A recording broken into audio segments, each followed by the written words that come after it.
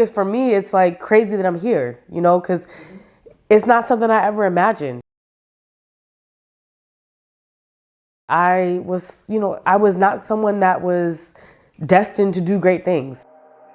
I don't understand all of why I went through what I went through, but I can understand sort of the things that I've learned along the way to really help me and to navigate and help other young people know that they themselves can also do it, you know?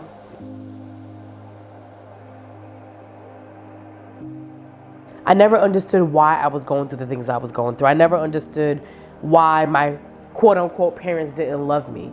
You know, I think that growing up in a society where your skin color sort of determines who you're going to be and where you're going to be, I think is one of the most striking things that you could think about as an individual. And so as somebody who was born, you know, during the 1980s, during the crack epidemic, you know, I was also born with drugs in my system. And so that was the second strike. And the third strike was because of being born with drugs in my system, that delayed my learning, my growth, my personal development, all of those different things. And so I felt like there were already these things that were already placed against me that made it really difficult for me to succeed. And so for me, it was really about how do I show the world differently, that these things don't have to determine who I become and who I am. You know, so my older brother, my little sister, and I, we were raised together by my great aunt for the first 10 years. So we had each other. I would say that when we ended up going into foster care and being separated, that was sort of like the second heartbreak, because the first heartbreak is being removed from your family. At first, I would say again, like there was really no blueprint, and I was often found myself growing up and comparing myself to other people. And so for me, it didn't feel as though that, again, there was anything to really believe in. But I would say that it was like during really critical moments in my life when I found that the people that were believing in me and that had, my best interest at heart were things that I saw later on in life. You know, you don't always see it in the moment. And I would say one of those people was my great aunt. You know, in the moment, I couldn't always see that she always had my best interest in mind, you know, because you're a child. And so you sort of think like a child. But as I grow older, I'm like, oh, wow. I recognize that these images that I saw growing up, I'm actually really thankful for those images, because those images have allowed me to have a better belief in myself. Also, not, drawing graffiti on the wall in high school and being first connected with my high school teacher.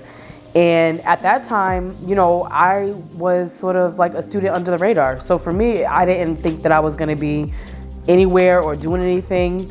I never really thought I was going to be able to graduate from high school. And so in that moment of getting in trouble and thinking that it was going to be the end for me was actually the beginning. Because instead of them looking at my behavior and saying, oh, you know what, she's a bad student, it was more like, okay, who is this young girl? Like, I want to get to know her. And so one of the first questions they asked me was, what do you like to do besides drawing graffiti on the wall? And at that time, at 17 years old, I didn't really have an answer. And at that time, I probably had a smart answer, you know? When I stood before Michelle Obama and I was introducing her, it wasn't that I was introducing her, but it was the young people in the crowd that had also grown up in foster care that were looking up at me. And what it brought me back to was my experience that I had in middle school when I first went into the foster care system.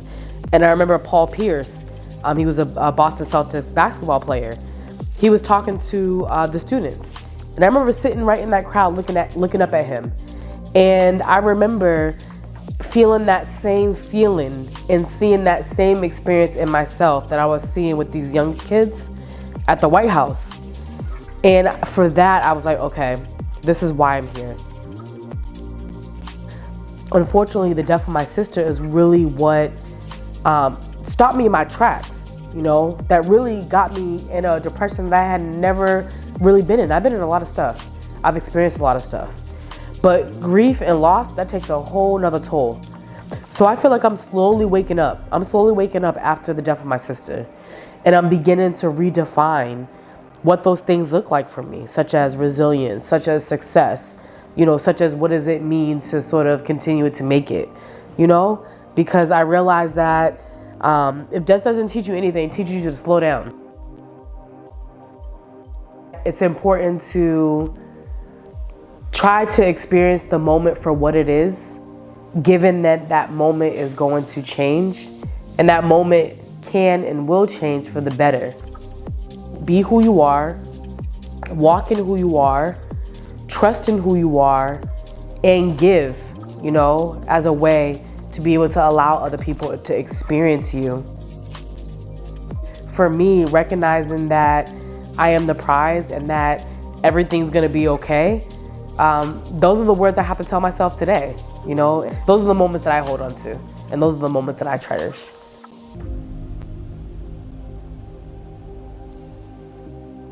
These experiences that I've had, while they have been pretty shitty in nature, I recognize that these experiences have also allowed me to be more compassionate, to be more empathetic, for me to be more open, adaptable, for me to be even just more human, And I think that so many of us are not allowed to be human because of our experiences, and I'm recognizing that it's okay to be human.